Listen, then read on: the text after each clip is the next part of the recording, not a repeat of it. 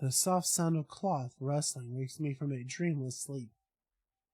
How did someone sneak up on me twice now? I don't know how long it's been. The sky outside has darkened significantly, and now stars twinkle outside the window. There's no time to react as the sound comes closer. I hear no footsteps, but suddenly a woman steps into view. Her clothes are pure white, making her stand out like a ghost in the dark library. Her cape rustles again as she reaches towards one of the shelves. One of the shelves I'm hiding behind, to be precise. Gingerly, she moves 2 books to the side and then slides another book into the space she created. She handles them like precious treasures that might break if she's too rough. I stay perfectly still, afraid to even breathe in case she notices me. My heart beats wildly as she slowly and deliberately looks over the shelf, examining their titles before taking a book from the second lowest row. Through the gap she creates in the shelves, our eyes meet in the darkness. Oh no. I tense up as she steps around the shelving between us to get a better look at me, preparing myself to leap away if the need arises. The carefully memorized layout of the library flashes through my mind as I frantically plot the best way to flee. Even as I prepare my escape, I can see her taking in everything about me. The stolen blanket, the makeshift pillow, my generally disheveled appearance. She opens her mouth, and I brace myself for the verbal attack that's sure to come. Hello there. May I ask why you're sleeping on the floor?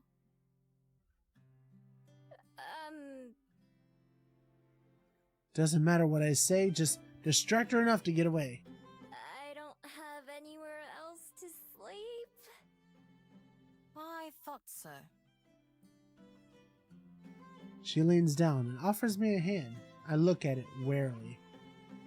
I don't take it, but I slowly stand, letting the blanket fall to my feet and trying to subtly get in position to run. Well, I have an extra room on the 2nd floor that you're welcome to borrow, if you'd prefer that. Otherwise, you're more than welcome to remain here, on the ground.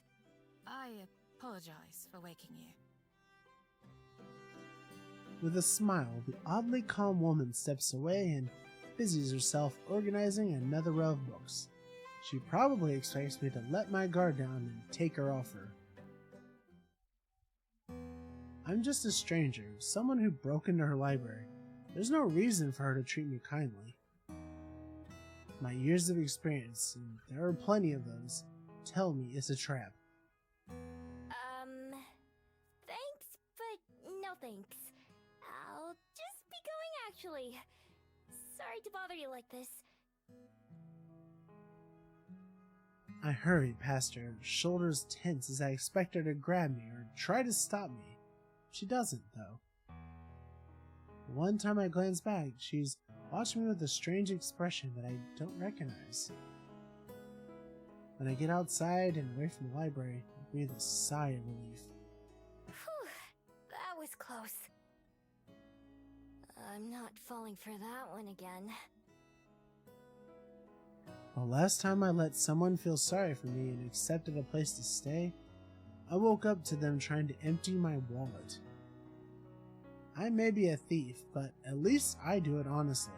I wouldn't try to trick someone like that. That wasn't the first time someone tried to fool me and take advantage of me either. Still, it's a shame to lose such a nice hiding place. Maybe I'll give it a couple days for that woman to forget about me, and then try again. If she wasn't lying about there being an empty room on the 2nd floor, then maybe I could sneak into there. Tonight, though, I'm on my own. Shivering, I wrap my coat and tail tightly around myself as I think about what to do next. The rain has stopped, although it's still cold and cloudy. My stomach grumbles since I haven't eaten anything other than snacks all day. Ugh. I may as well get it over with and go check on the status of my den. Well, not as bad as I expected, which is a pleasant surprise. What's a little mine? It'll be just fine. I swapped my fox form to prod around. The entrance is caved in a little, but after I scoop that out, I find that the rest of the tunnels and main room are relatively intact. Cold as hell, but intact. Seems the trees protected the den from a lot of the rain. Takes me a while to find the spot where I buried my stash, since the stick I used to mark the spot got washed away. Eventually I locate it though and start digging. The cold mud makes my paws dirty and sore, and little flecks cover my fur. After I finally reach the soggy plastic bags, I shake myself clean before opening them as a human. Some water has seeped through, and I open the spoiled items before tossing them away. I'm not too picky, but I have plenty of other snacks to choose from. Eat up, birdies! Few of them swoop down to inspect the offering.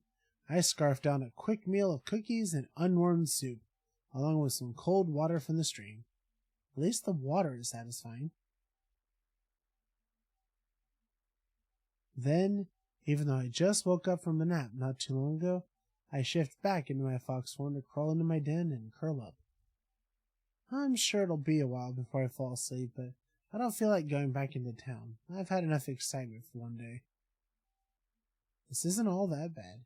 Regular foxes without magic powers have it way worse than I do. Although, back when a fox was all I was, I wouldn't have really cared. To this day, I'm not sure what it is that makes me different. I used to be just like them. No desire to go beyond the forest or anything, and then one day, well, I became whatever I am now. All I had was my necklace, a small scroll that I can't read, and the memory of the person who had given it to me. They were so kind to me, that stranger in the forest. They wished me well, even though I was just an ordinary fox. Somehow, that didn't seem to matter to them. I never even knew their name, just their face and their voice. But I know that I'll recognize them when I see them again. It's just a matter of finding them. So since then, I've been looking and surviving. Looking for them is what keeps me going. It's enough to live for. If I wasn't, I don't know what else I'd be doing. I guess I'd just be surviving, but if that was the only thing, I think I'd rather have just stayed a fox.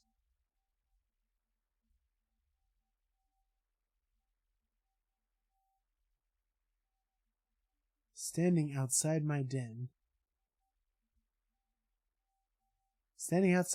in human form, I take stock of how things stand. The sun's thankfully out this morning, but everything remains damp from the ground to the muggy air itself. The chill on the breeze is the worst, making me shiver every time it hits me. The Bell House was pleasant when I visited a couple of days ago, so I decided to head down towards the main street and get a coffee there while working out my next moves. Coming to the door of the cafe, I pause and wipe my feet on the mat outside. The human fascination with surrounding themselves in concrete makes a little more sense as I work the mud off my feet. With that, I finally head inside, only to stop my tracks as the door shuts behind me. Standing behind the counter is the same girl who I saw reading in the library yesterday, talking with a customer as she takes their order. That gentle aura about her is unmistakable. The person in front of me finishes their order, and I step up to the counter. Good morning. Welcome to the Bell House. What can I make for you today? Oh, hi. I'll have... A vanilla latte? No, that's boring. What do you recommend? I want to try something new. I'm glad you asked. I was just thinking that you look like the sort of person who would enjoy one of our Fairy Kiss chillers. It's one of our signature drinks, with a vanilla gelato base and a mint chocolate chip swirl. I was planning to get something warm, but that does sound pretty good. Okay, give me one of those then. Perfect. And could I get your name, please? It's Miho. She scribbles something onto a cup and finishes it with a big flourish. I'll have that right out for you. Thanks. I pay and then go take the same seat as before, next to one of the windows. It's pretty empty in here again, so I can sit wherever I want. Before the barista starts making my drink, I spot her writing something else down in the little notebook. She glances my way once or twice while she does, but I pretend not to notice. I wonder what it is. The barista yesterday didn't write anything down. Anyway, I've got more important things in my mind. I mull over the plan which formed as I walked here, becoming increasingly happy with it. Tonight, I've already decided I'm going to sneak back into that library. Between that picture frame and some of the other trinkets I saw, I should be able to pull for enough to fund my next few days in Wellington. Finding somewhere to sell it should be the easy part. Got a dozen excuses that I can recite about where the items came from. Dead grandma, spring cleaning, new renovations. Sometimes I try extra hard to pretend that things I'm selling are really special to me and earn a bit more cash that way. Sometimes I just take whatever they give me. After years of watching other humans do it and trying it out myself, I've gotten good at pawning items off. I find myself idly watching the barista make my drink. While I do, I practice a disarming smile. All of her movements are quick and practiced, but she has that same faraway look in her eyes that I noticed yesterday. She looks up and our eyes meet. I don't look away, and she turns pink before ducking away behind a machine, out of sight. Huh. Weird girl. I turn my head around to look at the cafe. I turn my head around to look around the cafe, and a butterfly outside catches my attention, so I watch that instead. It flutters back and forth, landing on a flower and resting its wings. Miho! Oh, my coffee's ready. I quickly get up and skip over to the counter. Cup in hand, she starts to head over to give it to me. But then several things happen at once. One of the little tassels on the pocket of her apron catches on one of the drawers behind the counter, and she jerks to a stop, eyes wide with surprise. And my drink tumbles out of her hand, landing on the counter with a wet gloop sound as the ice cream splats against it, sending mint green rivers of coffee everywhere. Few seconds pass where we just look at each other, neither of us quite sure what to do. And then she takes a deep breath. I am so sorry. I'll make you a replacement right away. Just give me 1 second and I'll have that ready for you.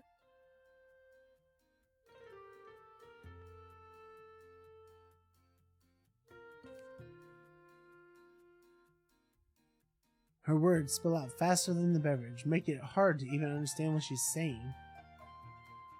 Her face is bright red as she spins back around and grabs another empty cup. Then she stops, hands hovering awkwardly. Wait, I should clean this up before it dries and starts to go bad. She hurries back to the mess, wiping at it with some napkins. She mops up as much of it as she can with one hand, then leaves the soggy paper on the counter while she starts to remake my drink. I'm really sorry. This is such an embarrassment. I don't even know if she's talking to me or to herself. I freeze up for a second, looking for an appropriate response to an apology. I'm not used to people apologizing to me. Oh, it's fine. I'm not in a hurry.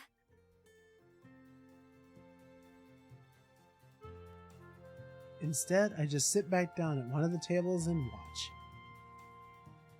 She makes the drink twice as fast and then carries it very slowly to the counter, setting it down in a clean spot. This time, she takes a deep breath before speaking, like she's afraid she's gonna mess that up too. All right, here's your drink. Again, I'm very sorry. Oh. This is your first time here, isn't it? I hope it doesn't leave a bad impression. Second, actually. Yesterday was the first time. How'd you know? I make an effort to remember as many of our customers as I can, as well as their favorite orders. I believe you can learn a lot about a person from how they drink their coffee. Well, that's too bad for her, because she won't remember me at all next time. I take a big sip of the drink she made for me. It's creamy and rich and sweet, all at the same time. Whoa, this is really good! It's kind of like a milkshake, but not. But it's not like coffee either. Yes, exactly. I'm very glad that you like it. It's one of my favorite beverages that we serve. In fact, the recipe was my idea. Whoa! They should put you in charge of all the recipes! She smiles again. Seems like she's gotten over the crisis of the spilled drink already. Thank you. I'll make you another one of my favorites next time, if you'd like. Totally! At least I'll know what to order next time, even though I'll have been forgotten.